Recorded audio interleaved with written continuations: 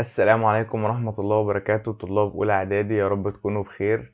النهاردة تكملة الحصة اللي فاتت، شرحنا الجزء التاني من الدرس التاني. النهاردة هنحل كل الأسئلة اللي علينا إن شاء الله، وهنحل أسئلة التفكير العليا بتاعة الدرس كله، أسئلة الكتاب المدرسي.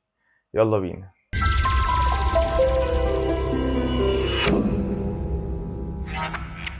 نسمي الله كده، عاوزين نتذكر شوية حاجات قلناها الحصة اللي فاتت. قلنا إن إحنا عندنا المواد بتنقسم لنوعين: الأحماض والقلويات. والأحماض هي المواد اللي لما بتدوب في المية نسبة الكاتيونات الهيدروجين بتزداد في المحلول، والأحماض نسبة الهيدروكسيد بتزداد في المحلول برضو لما بتدوب في المية. وقلنا عندنا في نوعين من الأكاسيد: أكاسيد فلزية واللي هي بتبقى بنسميها أكاسيد قاعدية، وأكاسيد لا فلزية واللي هي أكاسيد حامضية. قلنا برضو الأمطار الحامضية، وقلنا كمان الفرق بين الأحماض القوية والأحماض الضعيفة، والقنوات القلوية والقنوات الضعيفة من حيث التوصيل الكهربي. وذكرنا كمان توصيل أو مش توصيل، تغيير لون شريط دوار الشمس. في الأحماض بيبقى أحمر من أزرق لأحمر، وفي القلويات بتزرق شريط دوار الشمس الأحمر. طب دي كانت ملخص سريع كده، ما دخلناش في تفاصيل، هنخش في تفاصيل ان شاء الله واحنا بنحل الاسئله. نسمي الله. بيقول لك اكتب المصطلح العلمي: مادة يؤدي ذوبانها في الماء إلى زيادة نسبة كاتيونات الهيدروجين في المحلول. لسه قايلين اللي بتزود نسبة كاتيونات الهيدروجين هي الأحماض. الأحماض. طيب، تاني سؤال بيقول لي مادة يؤدي ذوبانها إلى زيادة هيدروكسيد. الهيدروكسيد وانت مغمض القلويات. الكاتيونات المسؤولة عن جميع خواص الأحماض. لسه حلينا في السؤال اللي قبل كده، والكاتيونات المسؤولة عن خواص الأحماض يا مستر هي كاتيونات الهيدروجين. طيب الأنيون المسؤول عن جميع خواص القلويات بقى برضو هو أيون الهيدروكسيد. هو الدرس كله بيدور حوالين الأحماض والقلويات، هيدروكسيد وهيدروجين. طيب أحماض جيدة التوصيل للتيار الكهربي. هنا بقى نتطرق لقصة الأحماض القوية والأحماض الضعيفة. الأحماض القوية قلنا هي جيدة التوصيل للتيار الكهربي، والأحماض الضعيفة قلنا هي رديئة التوصيل للتيار الكهربي. الأحماض القوية زي إيه يا مستر؟ عندك زي حمض الهيدروكلوريك، حمض الكبريتيك، وحمض النيتريك. طيب واتفقنا إن أي حاجة آخرها يك هي أحماض قوية، ما عدا القاعدة الشاذة التلاتة بتوعنا اللي هم ضعاف، احماض ضعيفة او احماض بسيطة، اللي هي ايه؟ اللي هي حمض الخليك، حمض الكربونيك، وحمض الفوسفوريك، وحمض اي حاجة اخرها وز اللي هي زي حمض النيتروز وحمض الكبريتوز، ده برضو بيبقى ضعيف. يعني ملخص القاعدة ايه؟ اي حاجة اخرها يك هي احماض قوية، ما عدا التلاتة اللي احنا قلناهم دولت، واي حاجة اخرها وز هي احماض ضعيفة. يبقى هنا أحماض جيدة توصيل التيار الكهربي اللي هي الأحماض القوية. طيب أكاسيد فلزية يذوب بعضها في الماء مكونا قلويات. مادام مكونة قلويات دي الأكاسيد القاعدية، وده تعريف الأكاسيد القاعدية. طب الأكاسيد الحامضية إيه بقى؟ أكاسيد لا فلزات، لما بتدوب في المية بيطلع لنا إيونات أو بيطلع لنا أحماض، اللي هو التعريف اللي بعده: أكاسيد لا فلزية تذوب في الماء مكونة أحماض. دي هتبقى الأكاسيد بس الحامضية. طيب 8 أمطار تنتج من ذوبان الأكاسيد الحامضية في بخار الهواء الجوي، اللي هي الأمطار الحامضية، واللي كانت بتطلع نتيجة لعوادم السيارات والمصانع. فعوادم السيارات والمصانع دي بتبقى أكاسيد زي أكسيد إيه؟ أكسيد النيتروجين وثاني أكسيد الكبريت، ودي أكاسيد حامضية بترتفع وبتدوب في بخار المية للهواء الجوي، وبتنزل على هيئة أمطار حامضية. تعالوا نخش على اختر. أي المواد الآتية تعتبر من الأحماض؟ تعالوا نمشي واحدة واحدة. احنا قلنا الأحماض زي ايه يا مستر الحصة اللي فاتت؟ قلنا الأحماض زي العنب، زي الليمون، زي الكاتشب، أي حاجة طعمها لاذع. طب قلنا القلويات زي ايه؟ قلنا زي المنظفات بشكل عام، زي معجون الأسنان، أو زي المنظفات، أو زي صودا الخبز. طيب هنا الليمون، صودا الخبز، احنا عاوزين احماض بس. صودا الخبز احنا لسه قايلين اللي هي ايه؟ قلوي، يبقى اول اجابه مش تنفع. تاني حاجه كاتشب ولا عنب؟ الاتنين هتنفعوا. طب تعالوا نشوف بقية الاختيارات غلط ليه. صابون ومعجون الأسنان، قلنا معجون الأسنان قلوي، وبرضه الصابون قلوي. طيب المنظفات والكاتشب، قلنا أي منظفات بتبقى قلوي، والكاتشب حمض، بس هنا إيه في منظفات، فالإجابة الصح هي ب. طيب تاني سؤال، الأيون المسؤول عن الخواص الحامضية، قلنا المسؤول عن الخواص الحامضية هو الهيدروكسيد أو اللي هو الهيدروجين، أما المسؤول عن الخواص القلوية هو الهيدروكسيد. طيب تالت سؤال، ينتج عن ذوبان حمض الكبريتيك H2SO4 في المية. لما بندوب أي حاجة في المية بتتفتت تاني الكاتيونات وأنيونات. طيب هنا الكاتيون اللي موجود عندنا اللي هو الموجب اللي هو الهيدروجين، يبقى كاتيونات الهيدروجين، كله كاتيونات الهيدروجين تمام. انيونات بقى ايه؟ هتبقى انيونات SO4 برضو، و SO4 هو بلس 2 او ماينس 2، بيبقى ماينس 2. طيب هنا S2O3 مش تنفع، وهنا معلش ثانية واحدة، هنا كاتيونات H و S2، لا ده كبريت، لا احنا هنا مجموعة ذرية، مجموعة الكبريتيك أو الكبريتيك. طيب برضو دي مش هتنفع، يبقى أصل المجموعة دي هي ايه؟ هي دي، قلنا دي مش هتنفع أصلا. طيب تعالوا نكمل. جميع الأحماض الآتية قوية عدا، قلنا الأحماض القوية آخر أي حاجة آخرها يك ما عدا التلاتة، الخليك، الكربونيك، والفوسفوريك. طيب هنا موجود الخليك، يبقى هو الخليك، قلنا النيتريك قوي، كبريتيك قوي، هيدروكلوريك قوي. طب تعرفوا تقولوا لي إيه هي الصيغة الجزيئية بتاعت كل حمض في دول؟ تعالوا كده. حمض النيتريك، برافو عليكم، هتبقى H2 أو لأ HNO3، عشان النيتريك ده كان أصله إيه؟ نترات. إحنا كده بنراجع على الجزء الأول في الدرس التاني.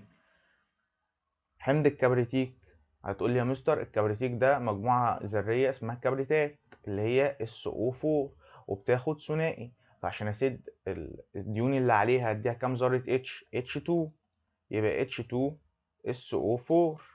طب الهيدروكلوريك، تقول لي يا مستر ده بتاع المعدة، أنا اللي فاكره هو HCl على طول، وفي حالته الغازية بيبقى اسمه إيه؟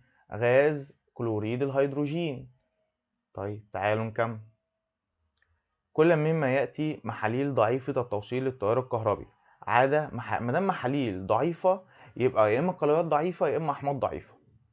قلنا الأحماض الضعيفة هنعرفها إزاي؟ طب القلويات الضعيفة قلنا إحنا بنحفظهم، هو هيدروكسيد الصوديوم، هيدروكسيد البوتاسيوم، دول الأقوياء، ومعاهم هيدروكسيد الكالسيوم اللي هو الصودا الكاوية والبوتاسيا الكاوية وهيدروكسيد الكالسيوم. طب الضعيف يا مستر، عندك هيدروكسيد الأمونيوم ولبن المغنيسيا اللي هو هيدروكسيد المغنيسيوم.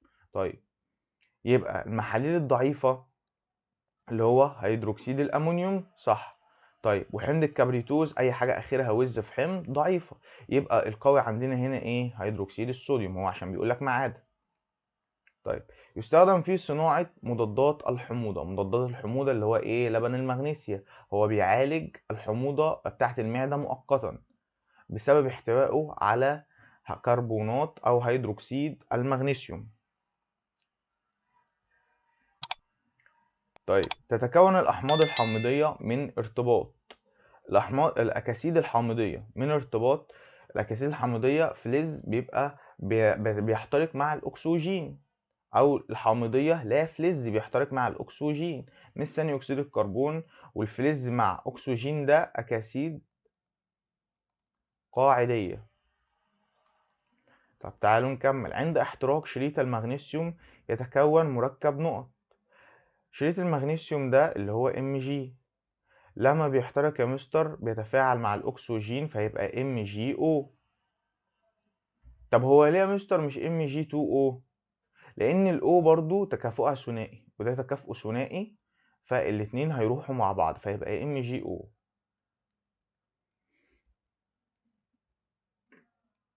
تعالوا نكمل.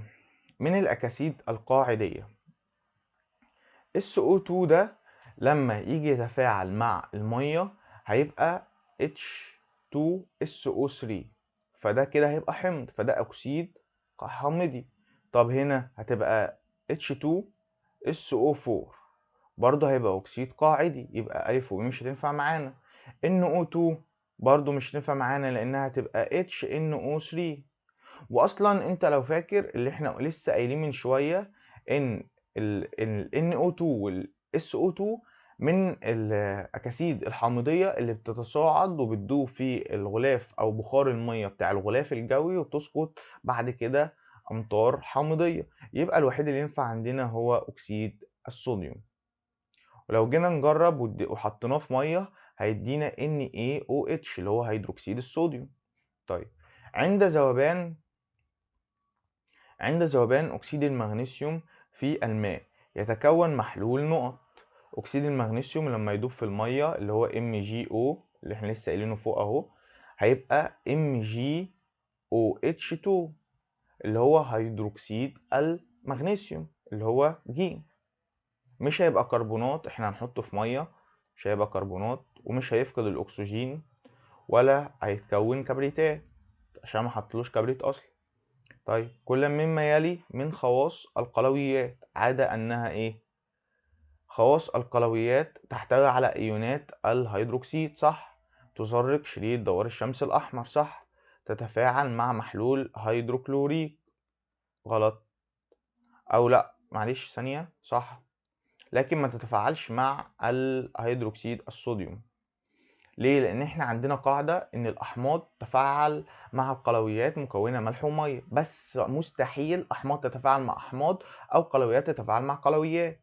طيب برضو ممكن يقولك إيه إن الأكاسيد القاعدية أو أكاسيد الفلزات تتفاعل مع الأحماض بس ما تتفاعلش مع القلويات، لأن الأكاسيد القاعدية أو الفلزات لما بتدوب في المية بتكون لنا ايه قلويات، فما ينفعش تتفاعل مع القلويات. وبرضو هكذا ممكن يجيب لنا الملاحظة دي برضو على الأكاسيد الحامضية. عند تفاعل حمض ال HCl مع ال NO2 يتكون ملح اهو. بص هنا اهو حمض وقلوي، يبقى هيتكون لي ايه ملح وميه زائد ميه. الملح هنا ايه احنا عارفين ان ال H هتروح مع ال OH هتكون H2O اللي هو الميه، هيتفضل لي ال Na وال Cl هيبقى NaCl اللي هو د. طيب من الأكاسيد الناتجة عن احتراق الوقود الحفري. احتراق الوقود الحفري اللي هو بتاع البترول والفحم اللي هو عوادم السيارات والمصانع. كان عندنا بقى ايه ال NO2 وثاني أكسيد الكبريت اللي هو SO2. NO2 و SO2. كل مما يلي من أضرار الأمطار الحامضية عادة. هي إيه أضرار الأمطار الحامضية؟ تآكل المنشآت وتآكل التماثيل، تدمير الغابات، والضرر أو تدمير الجهاز التنفسي للإنسان. خليها تدمير بس بلاش خليها ضرر بس بلاش تدمير. ورابع حاجة هو المشاكل أو الأضرار اللي بيسببها للكائنات العايشة في المسطحات المائية، الكائنات الحية العايشة في المسطحات المائية. يبقى هنا تدمير غابات صح، تآكل منشآت صح، هلاك الكائنات المائية صح، تدمير الجهاز الهضمي للإنسان غلط. ما أنا لسه قايل يا مستر أنت بيدمر الجهاز في الإنسان، بس أنا قلت الجهاز التنفسي مش الهضمي. يبقى هي ب. تعالوا أكمل العبارات الآتية. يعتبر الليمون من، بينما منظف الدهون من. قلنا أي منظف قلويات، والليمون والكاتشب والعنب أي حاجة طعمها لاذع بيبقى أحماض. طيب عند ذوبان الأحماض في الماء تزداد نسبة إيه؟ كاتيونات الهيدروجين، بينما القلويات أنيونات الهيدروكسيد. عند ذوبان هيدروكسيد المغنيسيوم في الماء يتكون أيونات نقط وأيونات نقط. هتقولي هنفصصهم، يبقى أيونات المغنيسيوم وأيونات الهيدروكسيد. أو مثلا ممكن تقول بس يعني هو يا أيونات يا تقول هنا إيه أنيونات وكاتيونات لو عاوز تخليها أكثر يعني أكثر تخصيصا، بس أيونات بتشمل الاتنين عامة. من القلويات القوية، قلنا القلويات القوية مستر هيدروكسيد الصوديوم الصودا الكاوية والبوتاسيا الكاوية وهيدروكسيد الكالسيوم. تعالوا نكتب هيدروكسيد الكالسيوم مثلا. طب بينما الأحماض الضعيفة أي حاجة آخرها وز والتلاتة الشاذين بتوعنا. تعالوا نكتب واحد من التلاتة الشاذين اللي هو حمض الخليج.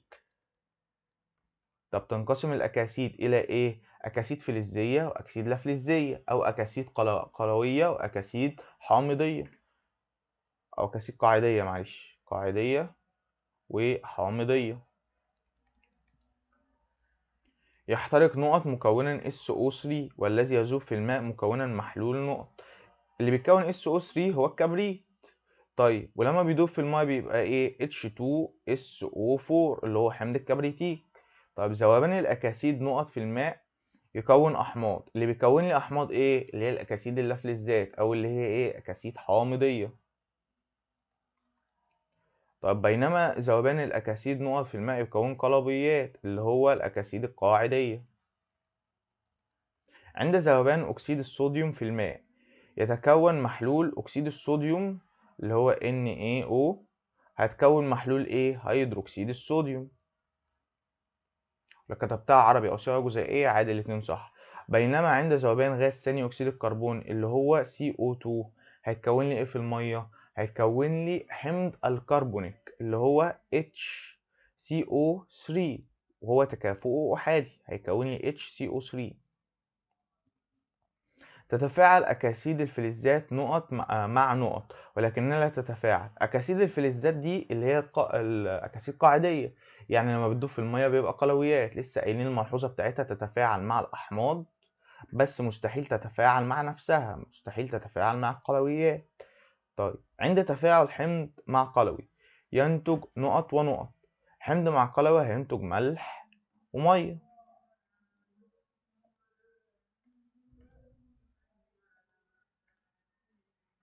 طب تعالوا نكمل. صح وغلط. تعتبر المنظفات من المركبات القلوية. صح يا مستر، احنا قلنا المنظفات قلوي. طب عند ذوبان هيدروكسيد الليثيوم اللي هو LiOH في الماء تزداد نسبة كاتيونات الهيدروكسيد. صح، أي قلوي لما بيدوب في المية بتزيد نسبة الهيدروكسيد، والأحماض بتزيد نسبة كاتيونات الهيدروجين. بس هو هنا بص، كاتيونات غلط، هي المفروض أنيونات عشان سالبة، بس تعتبر صح برضو. توصل الأحماض والقلويات التيار الكهربي بدرجة متفاوتة حسب قوتها. صح، لو أحماض قوية أو قلويات قوية هتوصل، لكن لو أحماض ضعيفة أو قلويات ضعيفة بتبقى رديئة التوصيل. طيب يعتبر هيدروكسيد الأمونيوم من القلويات القوية. هيدروكسيد الأمونيوم ده اللي هو NH4OH، وقلنا ده من الضعاف، هو لبن المغنيسيا. فهنعمل غلط، واما نستبدل هيدروكسيد الامونيوم ده نكتب هيدروكسيد الصوديوم او هيدروكسيد المغنيسيوم او هيدروكسيد الكالسيوم، اي حاجه قويه، او نبدل هنا كلمه قويه دي ونخليها ضعيفه او بسيطه. يحتوي لبن المغنيسيا على MgO. لا، هو لبن المغنيسيا يحتوي على MgOH/2 اللي هي دي هيدروكسيد المغنيسيوم. هتقول لي يا مستر طب ما ده ممكن لو هو قبل ما يتفاعل مع المية، يعني ده أكسيد مغنيسيوم قبل ما يتفاعل مع المية هيبقى يعني MgO، يعني اللي هو هيدروكسيد الصوديوم ده، يعني أنا عندي MgO فعلته مع مية فيديني MgOH/2.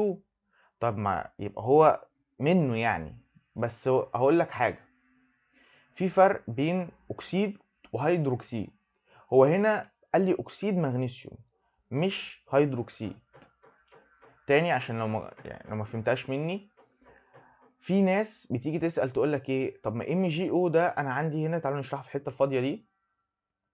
MgO وانا عندي اصلا MgOH/2، ده فعلته مع ميه اداني ده.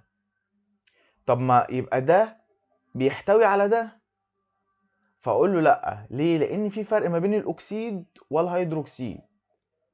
يا رب تكون فهمت قصدي، عشان في طلاب كتير بتعتقد ان هو لا، طب ما هو ده جزء من ده يا مستر، ما لسه ما قبل ما افعله مع ميه كان هو. لا، الاكسيد غير الهيدروكسيد. طيب لبن المغنيسيا يحمر شريط دوار الشمس الازرق. لبن المغنيسيا ده قلوي، يبقى بيعمل ايه؟ بيزرق شريط دوار الشمس الاحمر، بيزرق. غلط. يا اما نستبدل هنا بحمض، يا اما نشقلب الازرق احمر والاحمر ازرق. تعالوا نحط حمض اسهل اللي هو حمض مثلا الهيدروكلوريك. طيب NaO2 من الأحماض من الأكاسيد الحامضية، بينما SO2 من الأكاسيد القاعدية. غلط. نبدل الأكاسيد القاعدية دي بحامضية تاني، أو نبدل ال SO2 دول مثلا نحط MgO أو NaO أو Na2O، عشان ال O تكافؤ ثنائي وال Na أحادي. عند ذوبان أكسيد الكالسيوم في الماء ووضع شريط دوار الشمس في محلول، فإن أحدهما يتلون باللون البنفسجي. لا غلط طبعا، مفيش أصلا لون البنفسجي عندنا لحد دلوقتي. اللون البنفسجي ده هو لون شريط دوار الشمس بس في الحالة المتعادلة.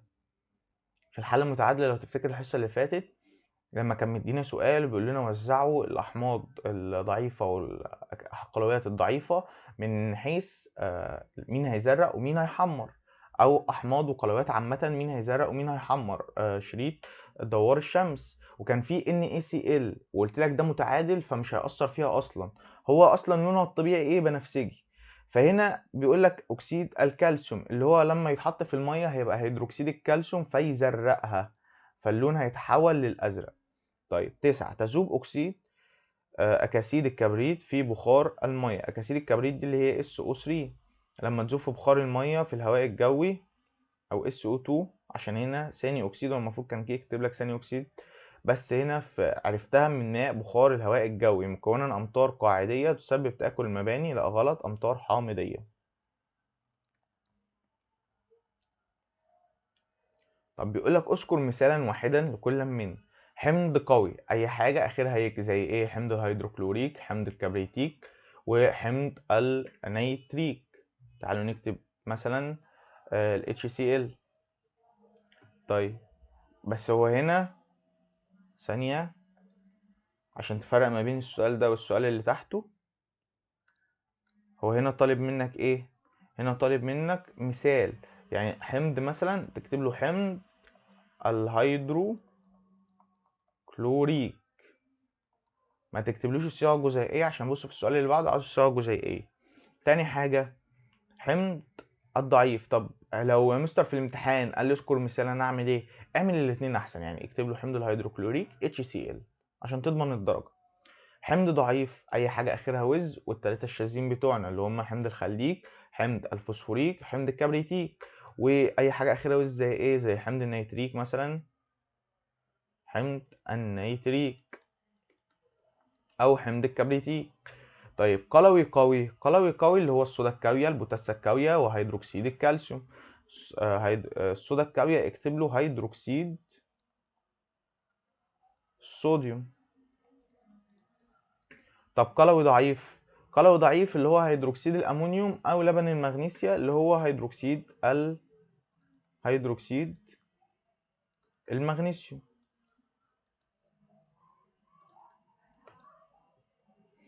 طيب أكسيد حامضي، أكسيد حامضي ده عندك مثلا اللي هو أكسيد النيتروجين، ثاني أكسيد الكبريت. أكسيد الكبريت بشكل عام عشان برضو SO3 هيبقى حمض اللي هو حمض الكبريتيك، فمثلا نكتب له أكسيد النيتروجين. طيب أكسيد فلزي، أكسيد فلزي ده يعني أكسيد قاعدي، يعني مثلا زي إيه؟ زي MgO اللي هو أكسيد المغنيسيوم، أكسيد المغنيسيوم، أو أكسيد الكالسيوم، أو أكسيد الصوديوم. طيب اكتب الصيغة الجزيئية لكل من المركبات الآتية. ثالث أكسيد الكبريت اللي هو SO3.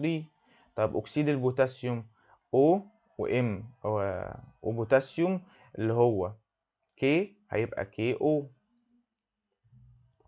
اكتب اسم كل من المركبات التالية. ده ايه؟ ده ثاني أكسيد الكربون. وده أكسيد ايه من الأكاسيد القاعدية مستر؟ اللي هو أكسيد الصوديوم. تعالوا نخش على استخراج العبارة. المجموعة دي أو مجموعة الكلمات دي بينهم صفة مشتركة ما عدا واحد شاذ عنهم. عندنا المنظفات صودا الخبيث والليمون وهيدروكسيد البوتاسيوم، أول ثلاثة هم قلويات ما عدا آخر واحد حمض. فده كده الشاذ هتكتب له الليمون، وبعد كده ما يربط بقية المجموعة إن كلهم قلويات. تاني سؤال بيقول لي حمض نيتريك، حمض خليك مخفف، حمض نيتروس، حمض كبريتوس. يبقى المختلف فيهم ايه؟ اللي هو حمض النيتريك، لان كلهم ايه؟ احماض ضعيفة، لان ده واحد من التلاتة الشاذين بتوعنا، اي حاجة اخرها وز يا مستر بتبقى حمض ضعيف. حمض الهيدروكلوريك، حمض النيتريك، حمض الكبريتيك، وحمض الخليك. برضو حمض الخليك هنا اهو الشاذ الوحيد معانا اللي هو من التلاتة الشواذ بتوعنا، فده حمض ضعيف، لكن الباقي أحماض قوية. طيب NO2 اللي هو أكسيد النيتروجين، MgO و NHO3 و SO2. بص هنا كلهم أكاسيد، ما عدا ده إيه؟ حمض، فكلهم أكاسيد. وده أكسيد قاعدي، ودولت أكاسيد حامضية. طب 5 CO2 اللي هو أكسيد الكالسيوم، ده ثالث أو أكسيد الكبريت، وده Al2O3 اللي هو أكسيد الألمنيوم، و K2O اللي هو أكسيد البوتاسيوم. الشاذ هنا اللي هو SO3 لأن ده أكسيد حامضي، لكن الباقي أكاسيد قاعدية. أكاسيد قاعدية.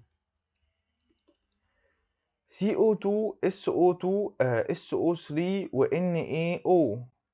ال CO2 اللي هو ثاني أكسيد الكربون ده أكسيد حامضي. ليه؟ أو عرفت منين يا مستر؟ أكسيد ال NO2 ده لما يتفاعل مع المية هيبقى HCO3، فاللي هو ده حمض الكربونيك، ده أكسيد أو حمض، أكسيد قاعدي حامضي. طيب و NO2 لسه قايلينها أكسيد حامضي، و SO3 أكسيد حامضي، لكن ده هيدروكسيد، هيدينا هيدروكسيد لما يتفاعل مع المية، فده أكسيد قاعدي. فالتلاتة دولت هيبقوا إيه؟ أكاسيد حامضية. طب تعالوا نخش على الأسئلة المقالية نحلها شفوي. نسمي الله. تحتوي الأحماض تحول الأحماض لون شريط دوار الشمس الأزرق إلى أحمر لاحتوائها على كاتيونات الهيدروجين في المحلول، أو ارتفاع نسبة كاتيونات الهيدروجين فيها في المحلول، فتكتسب خواص الأحماض. ومن ضمن خواص الأحماض دي التأثير على شريط دوار الشمس الأحمر بتحوله لأيه؟ لأزرق، أو الأزرق بتحوله لأحمر. طيب يمكن التمييز بين الأحماض والقلويات باستخدام شريط دوار الشمس. ليه؟ لأن الأحماض تحمر شريط دوار الشمس الأزرق، بينما القلويات تزرق شريط دوار الشمس الأحمر. حمض الهيدروكلوريك جيد التوصيل للتيار الكهربي، بينما حمض الخليك ضعيف التوصيل للتيار الكهربي، لأن حمض الهيدروكلوريك اللي هو ال HCl من الأحماض القوية، بينما حمض الخليك من الأحماض الضعيفة. طيب يمكن التمييز بين هيدروكسيد الصوديوم وهيدروكسيد الأمونيوم باستخدام خاصية التوصيل الكهربي. هتقولي لأن هيدروكسيد الصوديوم من القلويات القوية، فبالتالي جيد التوصيل للتيار الكهربي، بينما هيدروكسيد الأمونيوم من القلويات ضعيفة أو الرديئة للتوصيل للتيار الكهربي، أو من القلويات الضعيفة، فبالتالي رديئة التوصيل للتيار الكهربي. أو ممكن ما تقولوش اللي هو يعني قلوي ضعيف وقلوي قوي، ممكن تقوله بس لأن هيدروكسيد الصوديوم جيد التوصيل للتيار، بينما هيدروكسيد الأمونيوم رديء التوصيل للتيار. برضو الاتنين صح. طب يستخدم لبن المغنيسيا لعلاج مؤقت لحموضة المعدة. قلنا لأنه يحتوي على هيدروكسيد المغنيسيوم اللي هو MgOH/2. طب تعرف معظم أكاسيد اللفلزات باسم الأكاسيد الحامضية، لأن عندما تذوب في الماء تتكون أحماض. يعتبر أكسيد المغنيسيوم MgO أكسيد قاعدي، بينما ثالث أكسيد الكربون SO3 أكسيد حامضي. نقول لأن أكسيد المغنيسيوم MgO عندما يذوب في الماء أو يتفاعل مع الماء بيكون لي هيدروكسيد المغنيسيوم اللي هم MgOH/2، بينما ثالث أكسيد الكبريت أو أكسيد الكبريت ده لما يجي يتفاعل مع المية بيكون لي إيه؟ حمض الكبريتيك. طيب خطورة احتراق الوقود الحفري في السيارات والمصانع ومحركات القوة.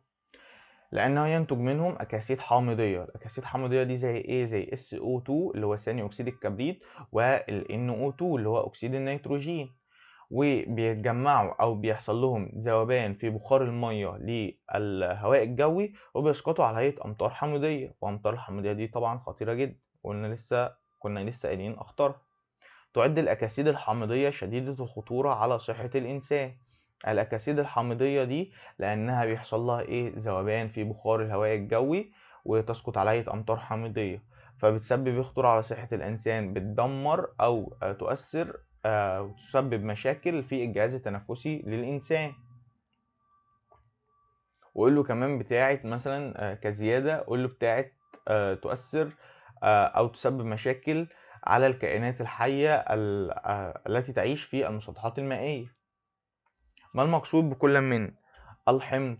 الحمض قُلنا هي المواد أو هي المادة التي تذوب في الماء مكوّنة أو تزوّد نسبة الكاتيونات الهيدروجين في المحلول.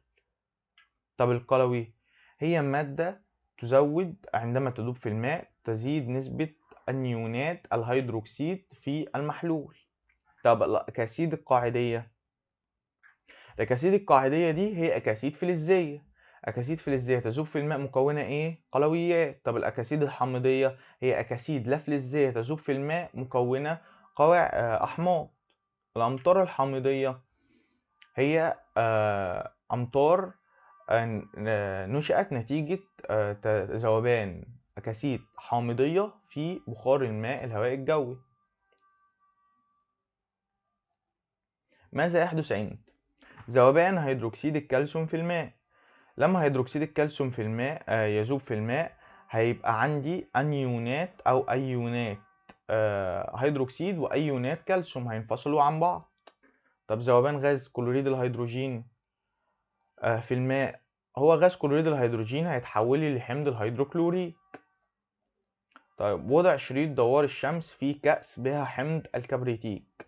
شريط دوار الشمس في حمض بكأس كبريتيك، هو هنا موضحليش شريط دوار الشمس ده أحمر ولا أزرق، فأنا هجاوبه بالطريقتين. هو حمض فيعمل لي إيه؟ يحمر شريط دوار الشمس الأزرق. طب وشريط دوار الشمس الأحمر لا يؤثر عليه، هيفضل أحمر زي ما هو.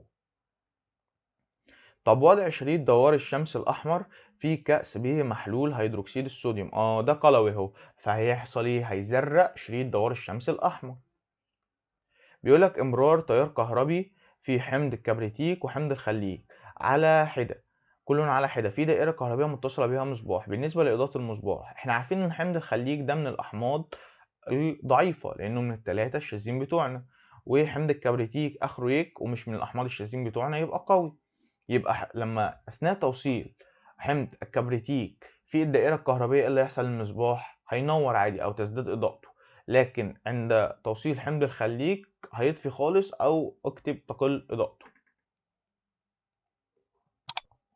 احتراق المغنيسيوم في وجود الأكسجين هيكون لي إيه؟ MgO، ثم ذوبان الناتج في الماء هيكون لي هيدروكسيد المغنيسيوم. احتراق الكبريت في وجود الأكسجين هيكون لي اللي هو SO3.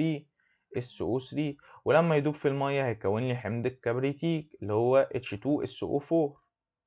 طب تفاعل الأحماض مع القلويات هيكون لي ملح ومية. إضافة قطرات من حمض ال HCl المخفف إلى محلول هيدروكسيد NaOH هيكون لي هنا مية H2O وملح، بقى هو هنا محدد لي الحمض القلوي فيبقى ملح ال NaCl.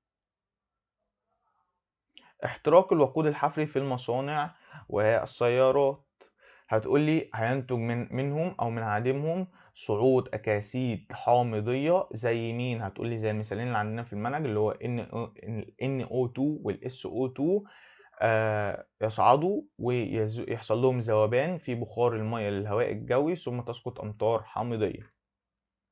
ذوبان أكاسيد الكبريت والنيتروجين في مياه الأمطار، هيسقط مياه حامضية، هيسقط أمطار حامضية تسبب كذا وكذا وكذا، اللي هو تدمير الغابات ومشاكل صحية، مشاكل الجهاز التنفسي للإنسان، وتدمير المباني أو تشوه المباني أو تآكل المباني وتآكل التماثيل، والتأثر بالسلب على الكائنات البحرية.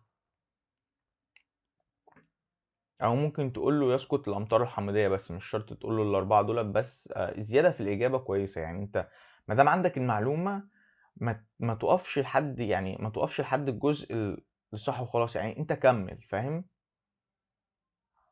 اذكر فرقًا واحدًا بين كل من حمض النيتريك وحمض النيتروز. هتقول لي حمض النيتريك من الأحماض القوية، بينما النيتروز عشان آخره وِز من الأحماض الضعيفة، يبقى ده قوي وده ضعيف.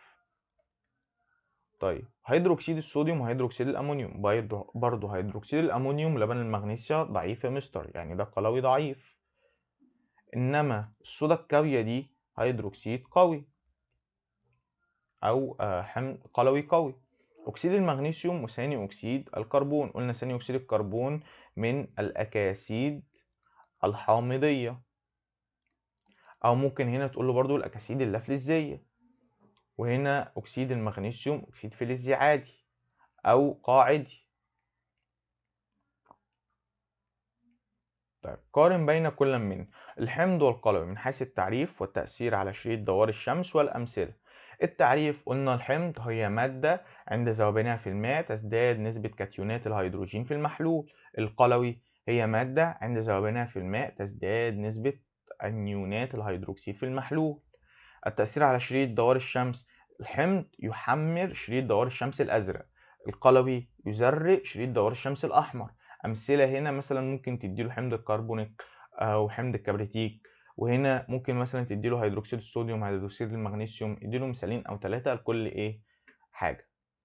طب ال HCl وال NaOH من حيث نوع المركب ناتج ذوبان كل منهما في الماء وتأثير كل منهما على شريط دوار الشمس. نوع المركب ال HCl حمض، ال NaO2 قلوي. طيب ناتج ذوبان كل منهما في الماء هيبقى هنا أنيونات Cl وكاتيونات H، هنفصل كل حاجة عن لوحدها. وهنا ال NaOH هيبقى أنيونات OH وكاتيون Na. طيب والتأثير كل منهما على شريط دوار الشمس، الحمض قلنا يحمر شريط دوار الشمس الأزرق، والقلوي يزرق شريط دوار الشمس الأحمر. طيب الأحماض القوية والأحماض الضعيفة من حيث مثال لكل منهما والتوصيل الكهربي. تعالوا نقول الأمثلة كلها اللي احنا عارفينها. الأحماض القوية أي حاجة آخرها يك، حمض الهيدروكلوريك، حمض الكبريتيك، حمض النيتريك. طيب الأحماض الضعيفة يا مستر أي حاجة آخرها وز والتلاتة الشاذين بتوعنا. أي حاجة آخرها وز حمض النيتروز، حمض الكبريتوز، وحمض بقى الخليك، حمض الكربونيك، حمض الفوسفوريك. والتوصيل الكهربي قلنا الأحماض القوية جيدة التوصيل للتيار الكهربي، والأحماض الضعيفة رديئة التوصيل للتيار الكهربي. رديئة السؤال بتاع المصباح اللي كان فوق ده خليه هيحصل انطفاء، مش الإضاءة هتقل، هيحدث انطفاء. القلويات القوية والقلويات الضعيفة من حيث مثال لكل منهما والتوصيل الكهربي. القلويات القوية تعالوا نقول أمثلتها كلها برضو، هو زي الصودا الكاوية هيدروكسيد الصوديوم هيدروكسيد المغنيسيوم لا هيدروكسيد البوتاسيوم بوتاسيا الكاوية وهيدروكسيد الكالسيوم. طب الضعيف لبن المغنيسيا اللي هو هيدروكسيد الصوديوم وهيدروكسيد الأمونيوم. والتوصيل برضو القلويات القوية جيدة التوصيل والقلويات الضعيفة رديئة التوصيل. الأكاسيد القاعدية والأكاسيد الحامضية من حيث التعريف قلنا الأكاسيد القاعدية دي هي أكاسيد فلزية تذوب في الماء مكونة قلويات. طب الحامضية يا مستر هي أكاسيد حامضية تذوب في المية مكونة أحماض. ناتج ذوبان كل منهم في الماء قلنا لسه قايلين أصلا في التعريف قواعد قلويات والأحمضية حمضيات. أمثلة هنا مثلا اديني مثلا مثالين أكاسيد حامضية زي Na2O أو MgO. وهنا أكاسيد مثلا زي CO2 SO3 أو SO2. تعال نخش على السؤال اللي بعده. طيب من الشكلين المقابلين حدد رقم الشكل الدال على المحلول الناتج من ذوبان مادة صلبة في الماء والمحلول الناتج من ذوبان غاز في الماء. مادة صلبة في الماء ده يبقى ملح، والغاز يبقى هو كان أصله غاز ودب في المية. ايه هنا اللي أصله غاز ودب في المية؟ HCl اهو. مش قلنا HCl في الحالة الغازية بيبقى اسمه كلوريد الهيدروجين، ولما بنحطه في المية أو بيتحول لمحلول بيبقى حمض الهيدروكلوريك، يبقى رقم 2 هو محلول الناتج عن ذوبان. وهنا برضو هو Na2O، وده أكسيد الصوديوم وبيبقى صلب اللي هو الملح، ملح الطعام بتاعنا. طيب 2، وضح أثر كل محلول منهما على شريط دوار الشمس. أول واحد ده هو هيدروكسيد، فيزرق ورقة دوار الشمس أو شريط دوار الشمس الأحمر. والتاني هو حمض، فاللي هو هيعمل إيه في دوار الشمس؟ هيحمر شريط دوار الشمس الأزرق. بيقول لي هنا الشكلان التاليان يعبران عن التوصيل الكهربي لكل من حمض الهيدروكلوريك وحمض الخليج. حمض الخليج ده حمض ضعيف يا مستر، فرديء، وده جيد. طيب لهما نفس التركيز بدون ترتيب، حدد الحمض الموجود في كل شكل من التالي. ده هو المصباح منور، فيبقى ايه اللي هو حمض الهيدروكلوريك. طب وده هو المصباح مطفي، هيبقى حمض الخليج. طب تعالوا نخش على اللي بعده. الشكل المقابل يوضح التآكل الحادث في أحد التماثيل المتروكة في الأماكن المفتوحة. حدد نوع المركبات التي تسبب هذا التآكل.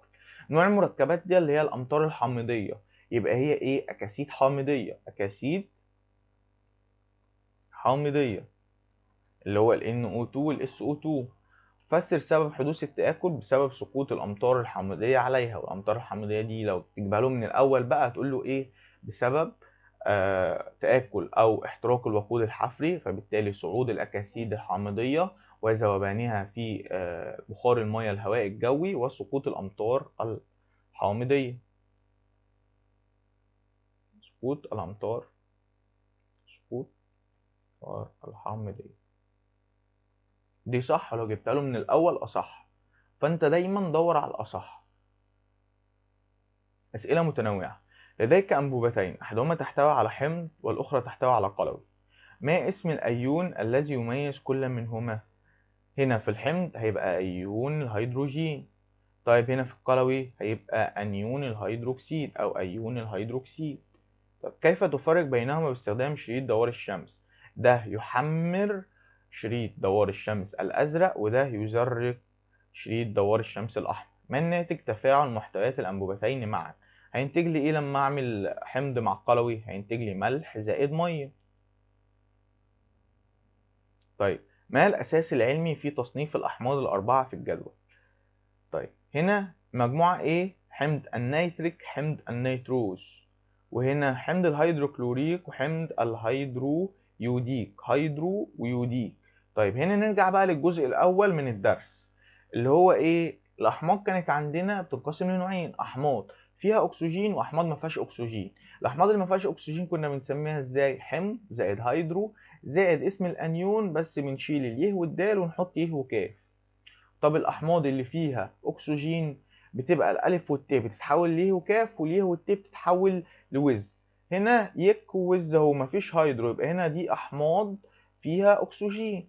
هنا أحماض لا تحتوي على أكسجين، أو هنا أحماض أكسجينية وهنا أحماض لا تحتوي على أكسجين. خش على اللي بعدها. المجموعة بيقول لك فيها حمض الكبريتيك وحمض الهيدروكلوريك، والمجموعة B حمض الكبريتوز وحمض النيتروز. هنا هو آخره يك وهنا آخره وز، فيبقى هنا دي أحماض قوية، لكن هناك في الوز أحماض ضعيفة. أحماض قوية وهنا أحماض ضعيفة. تعالوا نخش على السؤال اللي بعده. بيقول لك من الأيونات المكونة للأحماض أيون النيتريت وأيون النترات، ده NO3 وده NO2. بيقول لك أي الأيونان يحتوي على العدد الأكبر من ذرات الأكسجين؟ طبعا النترات في 3. وكم عددها؟ 3 اللي هو نترات. طيب ما اسم الحمض المتكون من كل منهم؟ هنا النيتريت آخره يه وتال يه وت فيتحول لوز، وألف وت هيتحول ليك، فيبقى حمض النيتريك ده للنترات، وحمض النيتروز ده لحمض النيتريت. هل يمكن التمييز بين حمضي هذين الأيونين باستخدام شريط دوار الشمس؟ لا، مش هنعرف، لأن الاتنين حمضين وهيحمروا شريط دوار الشمس الأزرق. بيقول لي اذكر تطبيقا واحدا لاستخدام القواعد في مجال الدواء. القواعد زي مثلا لبن المغنيسيا بنستخدمه كعلاج مؤقت لحموضية المعدة بسبب احتوائه على هيدروكسيد المغنيسيوم. ما أضرار، اللي هو مثلا هنا نكتب لبن المغنيسيوم، بس لازم تكتب الإجابة كلها اللي أنا قلتها دي. ما هي الأضرار الناتجة عن سقوط الأمطار الحامضية؟ يكتفي بإثنين؟ لا، تعالوا نقول الأربعة. تدمير الغابات، تآكل المباني وتآكل التماثيل، والتأثر بالسلب أو الإضرار بالجهاز التنفسي للجهاز الإنساني، وحدوث مشاكل أو برضو الإضرار بالكائنات الحية التي تعيش في المسطحات المائية. تعالوا نخش على الأسئلة مستوى التفكير العليا. بيقول لي جزيئات كل من هيدروكسيد الصوديوم وحمض الكبريتيك، ده قلوي اهو وده حمض، تشترك في وجود عنصري، يبقى تعالوا نكتبهم كده: هيدروكسيد الصوديوم NaOH، حمض الكبريتيك H2SO4. يبقى هنا مشتركين في ايه؟ اكسجين اهو، اكسجين اهو، هيدروجين اهو، هيدروجين اهو، يبقى اكسجين وهيدروجين، هيدروجين ونيتروجين، هيدروجين واكسجين، اكسجين وصوديوم لا، هيدروجين وصوديوم لا، هنا في صوديوم هنا مفيش. طيب عنصر X يحتوي مستوى طاقته الأخير على 2 إلكترون، فإن صيغته جزيئية. هنا بقى أي حد مثلا هيجي يقول لك إيه هو بيحتوي على 2 إلكترون، فهيبقى ده يا مستر. أقول له لا غلط، كده كده الاتنين دولت غلط. أقول له لا غلط، ليه بقى؟ لأن الأكسجين برضو آخر مستوى طاقة ليه بيحتوي على 2 إلكترون، فالاتنين هيطيروا مع الاتنين هيدينا إيه؟ د، مش ب. طيب السؤال اللي بعده بيقول لك عند غلق المفاتيح تكون أقل إضاءة للمصباح في الشكل. أقل إضاءة يبقى عاوز أدور على حمض ضعيف أو قلوي ضعيف. تعالوا ندور سوا. ده حمض النيتريت، النيتريت عشان فيه NO3، فده حمض قوي، يبقى مش هينفع معانا. 2 ده ايه؟ هيدروكسيد الامونيا، ده قلوي ضعيف يا مستر، يبقى هو ده. طب تعالوا نكمل بس بقيه الاختيارات. HCl حمض الهيدروكلوريك قوي، مش هينفع، هينور. ال NaOH هيدروكسيد الصوديوم قوي، يبقى الاجابه الصح هي ب. يتفاعل النيتروجين مع الاكسجين مكونا ايه؟ اكسيد النيتروجين اللي هو ال NO2 بتاع الامطار الحامضيه، ويذوب في الماء مكونا ايه؟ HNO3. طيب يبقى هو هيكون لي ايه؟ هيكون لي اكسيد قاعدي، اكسيد حامضي، وحمض. تعال نشوف بقيه الاختيارات كده. اكسيد قاعدي وقاعده ازاي يا مستر وهو نيتروجين مع اكسجين هيديني NO2، فلا مش هتنفع. او NO2 معلش NO2. طيب واكسيد قاعدي مع حمض، فبرضه مش هتنفع. ازاي قاعدي مع حمض؟ ده هنستبعده اصلا، وده هنستبعده لانه اكسيد حامضي مع قلب. 5 أي الأكاسيد الآتية يحدث بينها تفاعل بعد ذوبانها في الماء؟ NaNO2 و SO2 MgO CO2. طيب طريقة سهلة عشان نسهلها على نفسنا في حل السؤال ده بالذات. احنا عندنا عارفين ملحوظة، السؤال ده قايم على الملحوظة اللي احنا لسه قايلينها من شوية، ان ايه؟ أكاسيد القاعدية تتفاعل مع الأحماض بس ما تتفاعلش مع القلويات، اللي هي ايه؟ أكاسيد قاعدية. واكاسيد حامضيه تتفاعل مع القلويات بس ما تتفاعلش مع الاحماض، اللي هي برضو اكاسيد حامضيه. يعني ملخص الملحوظتين على بعض ايه؟ ان عندي اكاسيد قاعديه تتفاعل مع اكاسيد حامضيه، ولا يصح ان تتفاعل اكاسيد قاعديه مع قاعديه او حامضيه مع حامضيه. يبقى احنا في الاختيارات عاوزين ندور على اكسيد قاعدي مع اكسيد حامضي. الاثنين دولت ايه؟ حوامض، مش هتنفع. طب الاثنين دولت ايه؟ اكاسيد قاعديه، مش هتنفع. ده هو بقى اكسيد قاعدي وهنا اكسيد حامضي. طيب وهنا اكسيد قاعدي واكسيد قاعدي، برضو مش تنفع. يبقى الاجابه هي ج. طب 6 عند حرق العنصر اكس في الهواء يتكون مسحوق ابيض يزرق شريط دوار الشمس الاحمر، معنى كده ان هو قلوي. المبلل بالماء، ماء العنصر اس. عندنا اول حاجه نستبعدها طبعا الكبريت، غير ان هو اسود اصلا. لما بيحترق في الهواء بيكون لي SO3 اللي بالتالي هو اكسيد قاعدي وبيحمر. طيب الكالسيوم والكربون، برضو الكربون لما بيحترق بيكون لي CO2، والCO2 ده لما بيتفاعل برضو بيبقى HCO3 اللي هو اكسيد قاعدي او بيكون لي حمض الكربونيك، يبقى اكسيد حامضي ولا ايه؟ طيب الكالسيوم واليود، اليود هو سالب والكالسيوم موجب، ده احتمال يعني ان ده كاتيون وده انيون. فالكاتيون طبعا مش هيتفاعل مع مجموعة الهيدروكسيد السالبة برضو، فبرضو بيكون لي حمض واللي هو حمض هيدرويوديك. طيب يبقى الإجابة الصح هي الكالسيوم. طيب 7، بيقول لي من الخواص عنصر إكس أن يكون أكسيد قاعدي، أنه يكون أكسيد قاعدي ويستخدم بشكل رئيسي في صناعة سبائك البرونز. سبائك البرونز ده في الدرس اللي فات للي فاكرين، اللي هي كانت بتتكون من إيه؟ 95% نحاس و5% قصدير. يبقى تعالوا نشيل الخرسين خالص والكربون من حسبتنا. وجيد التوصيل للكهرباء، جيد التوصيل للكهرباء يبقى نحاس. طيب كل مما يلي يعبر عن لبن المغنيسيا عدا أنه يتفاعل مع حمض الهيدروكلوريك. قلوي عادي جدا يتفاعل مع حمض، بس ما ينفعش قلوي مع قلوي، فصح عادي. يستخدم علاج حموضية المعدة، صح. أكثر قلوية من الماء، صح. عشان كده بنقول عليه قلوي، الماء مادة متعادلة.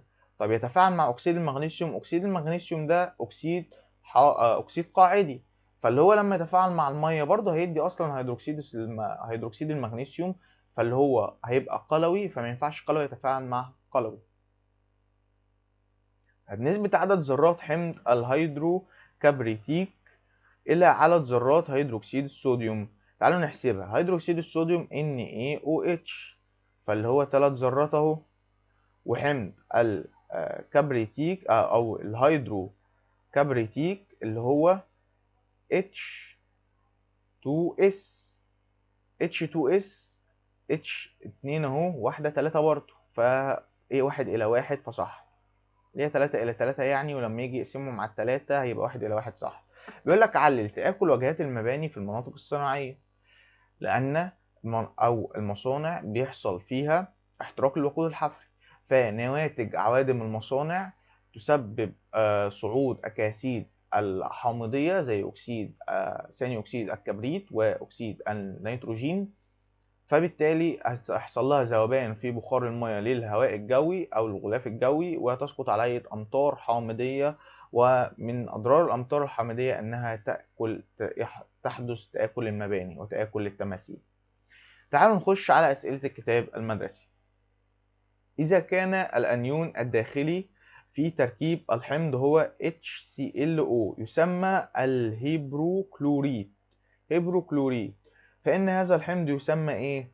هو هنا في أكسجين، فهيبقى حمض زائد اسم الأنيون على طول، والييت هيبقى يك.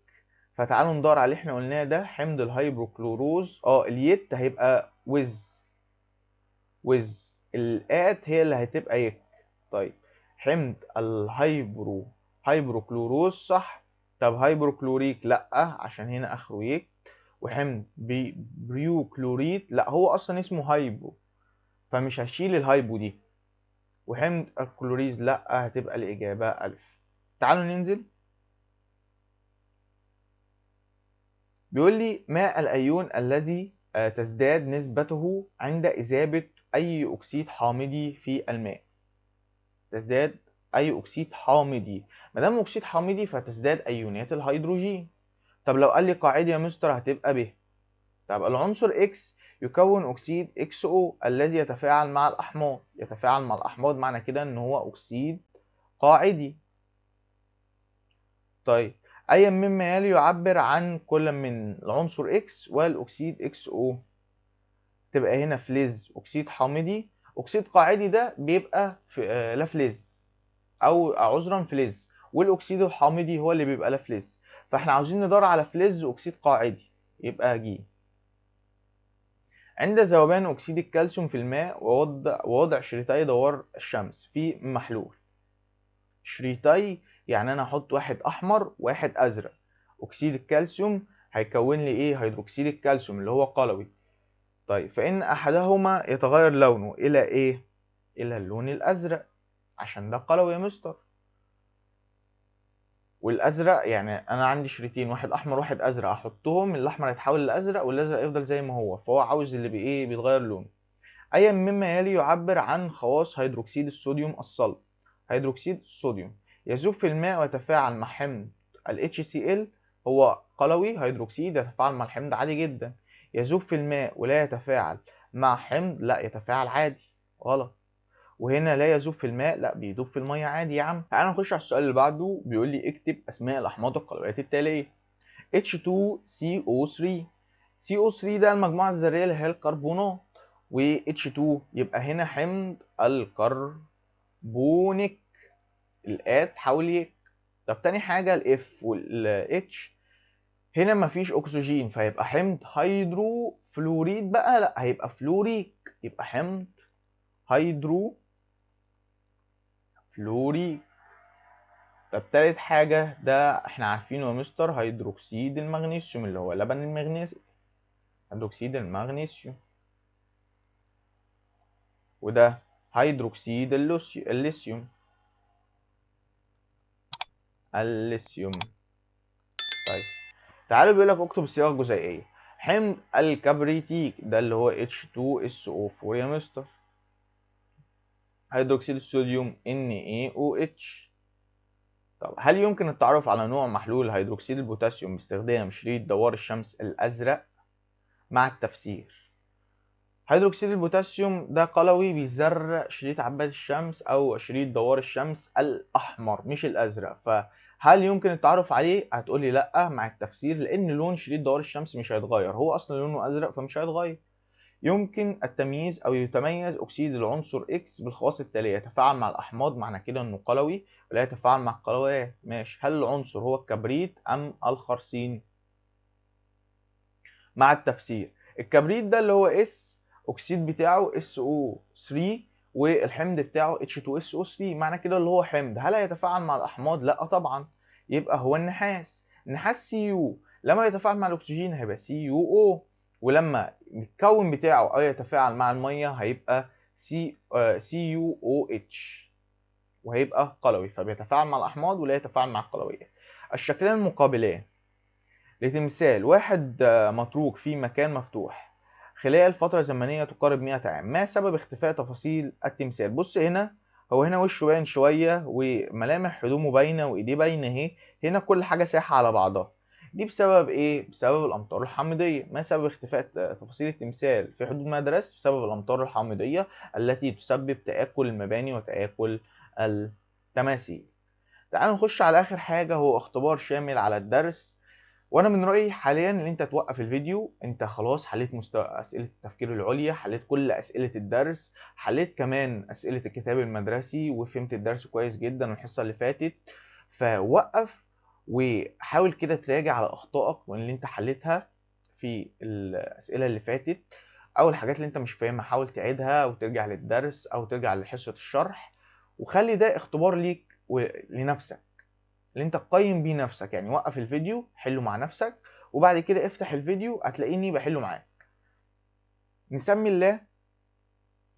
مجموعة ذرية تتكون من ارتباط 4 ذرات أكسجين مع ذرة الفوسفات، دي مجموعة الفوسفات. الفوسفات اللي هي ايه يا مستر؟ الصيغة الجزيئية بتاعتها BO4 و ماينس 3 ماينس 3. علل ما يأتي. التوصيل الكهربي لهيدروكسيد الصوديوم أقوى من التوصيل الكهربي لهيدروكسيد الأمونيوم. هتقولي لأن هيدروكسيد الصوديوم من القلويات القوية جيدة توصيل التيار الكهربي، أما هيدروكسيد الأمونيوم من القلويات الضعيفة رديئة توصيل التيار الكهربي. تعد الأكاسيد الحامضية من الأكاسيد التي لها ضرر بالغ على الإنسان والبيئة بشكل عام. هتقولي الأربع مخاطر بتوع الأمطار الحامضية. هتقولي لأن في الأول لأن الأكاسيد الحامضية عند ذوبانها في بخار الماء للهواء الجوي تسقط الأمطار الحامضية ولا تسبب تآكل المباني، تآكل التماثيل، والإضرار بالجهاز التنفسي للإنسان، وبرضو الضرر أو حدوث مشاكل للكائنات الحية التي تعيش في المسطحات المائية وتدمير الغابات. طيب تعرف معظم أكاسيد الفلزات بالأكاسيد القاعدية، لأن أكاسيد الفلزات تذوب في الماء مكونة إيه؟ قلويات. طيب بيقول لك اختر الإجابة الصحيحة. ما الحمض الذي يسبب تراكمه في العضلات حدوث شد عضلي؟ ده برضه في الجزء الأول من الدرس اللي هو خدنا حمضين في جسمنا، حمض اللاكتيك اللي بيسبب الشد العضلي تراكمه يعني وبيديك طاقة عند نقص الأكسجين، تمام، بس تراكمه هو اللي بيسبب حدوث الشد العضلي. وقلنا إن الرياضيين بيروحوا يفكوه مثلا بجلسة حجامة أو جلسة مساج. وخدنا حاجة تانية اللي هو حمض الهيدروكلوريك اللي بتفرزه المعدة عشان تساعدها في هضم الأكل. يبقى هنا حمض مش الخليك، اللاكتيك. يتفاعل حمض الكبريتيك اللي هو H2SO4 مع هيدروكسيد المغنيسيوم H2SO4.